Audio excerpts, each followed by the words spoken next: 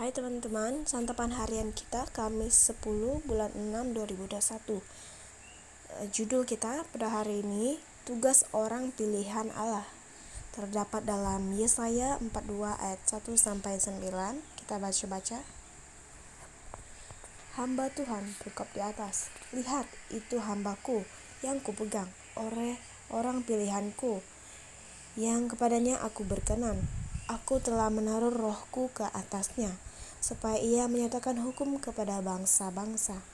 Ia tidak akan berteriak atau menyaringkan suaranya atau memperdengarkan suaranya di jalan. Bulu yang patah terkulai tidak akan diputuskannya, dan sumbu yang pudar menyala tidak akan dipadamkannya. Tetapi dengan setia ia akan menyatakan hukum. Ia sendiri tidak akan menjadi pudar dan tidak akan patah terkulai, sampai ia menegakkan hukum di bumi. Segala pulau mengharapkan pengajarannya. Beginilah firman Allah, Tuhan yang menciptakan langit dan membentangkannya, yang menghamparkan bumi dengan segala yang tumbuh di atasnya, yang memberikan nafas kepada umat manusia yang mendudukinya, dan nyawa kepada mereka yang hidup di atasnya. Aku ini Tuhan, telah memanggil engkau untuk menyelamatkan penyelamatan yang telah memegang tanganmu.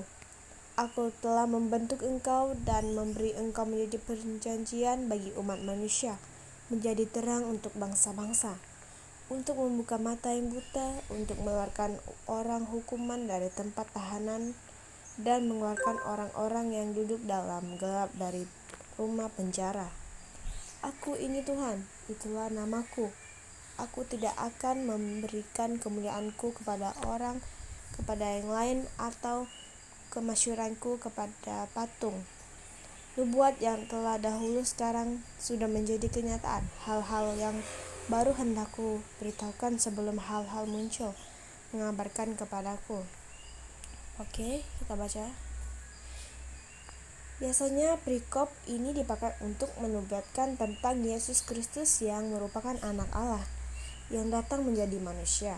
Dalam pelayanannya, Yesus memberitakan firman Tuhan, menentang kekuasaan yang semena-mena, bahkan rela menderita. Ia melakukan itu semua dengan kasih. Ia juga dekat dengan orang marginal karena ia hendak menyelamatkan dan memulihkan hidup mereka. Akan tetapi, perikop ini juga dapat ditunjukkan kepada kita, karena kita adalah orang-orang percaya yang telah dipilih Allah untuk menjadi hamba-hambanya. 1 Petrus 2 ayat 9. Tetapi kamulah bangsa yang terpilih, imamat yang rajani, bangsa yang kudus, umat kepunyaan Allah sendiri, supaya kamu memberitakan perbuatan-perbuatan yang besar dari Dia, yang telah memanggil kamu keluar dari kegelapan kepada terang yang ajaib. Ya saudara-saudara, kita lanjut. Tentunya mendapat status sebagai orang pilihan berarti ada tugas-tugas khusus yang harus kita pahami. Pertama, orang pilihan Allah bekerja di dalam Roh Kudus untuk menjalankan hidup dan pelayanan. Jadi, seberat apapun tantangannya, kita tidak perlu takut karena Roh Allah beserta kita. Kedua, pelayanan yang dilakukan kita berdasarkan pada hukum atau perintah Allah. Sebab itu kita harus selalu bersekutu dengan Allah melalui firman-Nya dan menghadapi firman itu dengan setia. Ketiga, orang pilihan Allah dipanggil untuk menyampaikan rencana keselamatan Allah bagi orang berdosa. Keempat, pelayanan yang dilakukan harus menjangkau kelompok orang-orang yang dianggap marginal oleh dunia ini, karena mereka juga adalah orang yang dikasihi Allah, seperti yang Yesus tunjukkan dalam pelayanannya.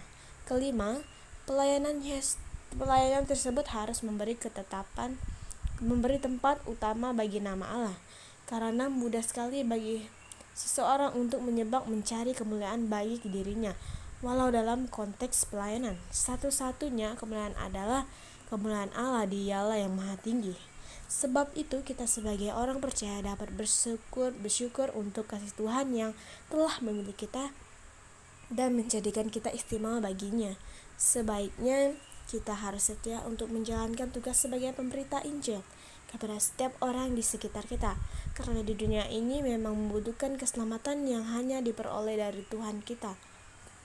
God bless you untuk renungan santapan harian kita hari ini. Tuhan Yesus memberkati.